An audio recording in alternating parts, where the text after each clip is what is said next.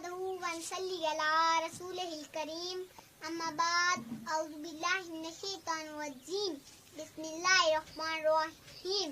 सदे सदर जनाबे कदर और मेरे मकतब साथियों, अस्सलामु अलैकुम। आज मुझे जिस मौजू पर बोलने का शर्फ हासिल हो रहा है वो है बेटी। दोस्तों, याद रखना, बेटी रब की रहमत होती है और रहमत का कोई हिसाब नहीं होता। दुनियावी सी बात है कि जब बेटा पैदा होता है तो दुनिया वाले कहते हैं बाप की विरासत का वारिस पैदा हो गया है, और जब बेटी पैदा